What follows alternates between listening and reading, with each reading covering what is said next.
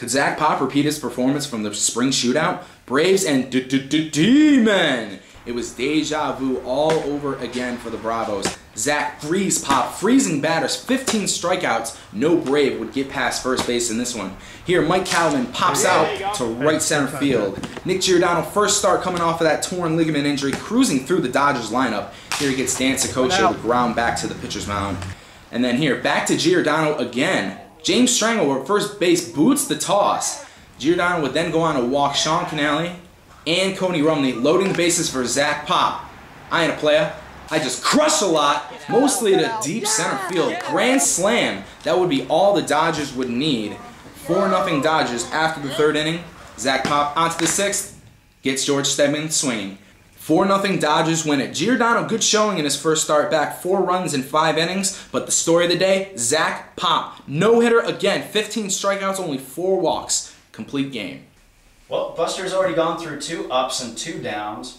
Pop and the Braves, you just saw it.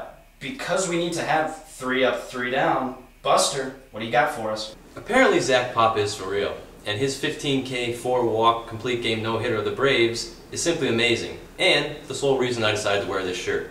Speaking of blue, the Braves offense. They have only 5 runs scored and are batting a mere 135 from the plate. This may be cause for concern, but when reached for comment, Braves captain Chris Hess points out that last year at this time his team was only hitting a mere 216 and still came within 1 win of reaching the World Series. Except this year, coming within 1 win of reaching the World Series will be unacceptable. Now on to the Thursday game. Padres-Pirates at Hess Field. Jesse Rex got the start for the Pirates. Didn't have his control. 16 walks, but only allowed 5 runs. Scott DiBiase with the start for the Padres. Got tattooed. 34 runs on 23 hits. And the Pirates offense came to play in this one. James Rizzo 7 for 9 with 4 dingers. Zach Longo and Dan Charmello also added 2 homers. In what amounted to be an ugly slugfest, the Yankees and the Red Sox faced off at the Cove. The Red Sox won this one 25-12.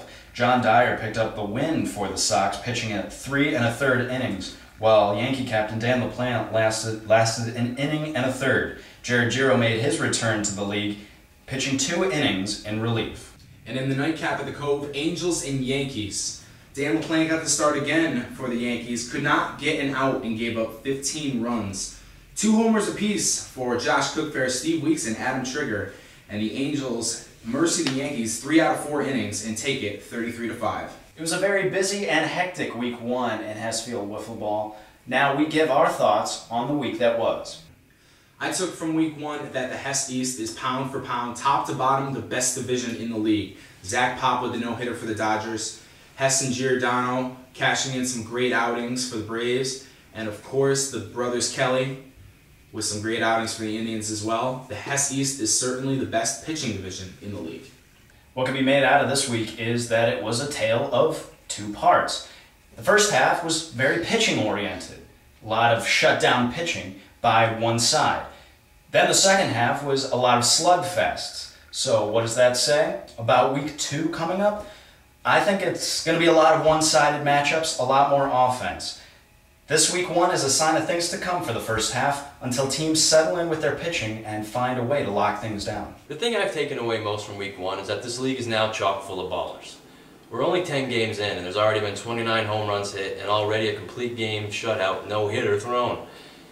Whether it's on the mound or at the plate, there's great athletes and great teams, and hence the great matchups. And I can't wait to see how these next few weeks play out.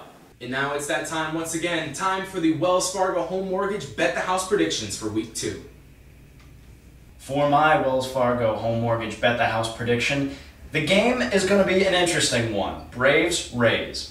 Both teams have to win. The Rays need to win to stay up there. The Braves, they can't lose anymore if they want to get back into the national rankings. That said, it's going to be a scrappy fight. I'm going to pick the Braves and Chris Hess. And my game to watch in week 2, Tuesday night at the Cove, 5:30, Pirates-Nationals. Can James Rizzo bounce back from that bad start against the Angels? And Greg Fuchs takes them out for the Nationals. I'm going to have to take the Nationals here in a very close game. The matchup I'm most looking forward to in week 2 is part 2 of the Braves and Dodgers. Everyone knows what happened in game 1. It was an instant classic.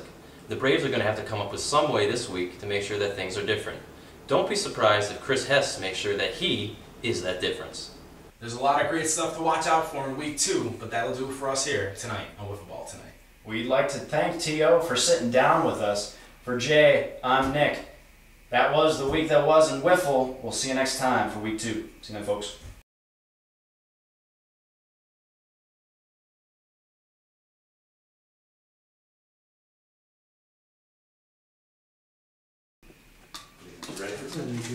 Are you ready for CPD?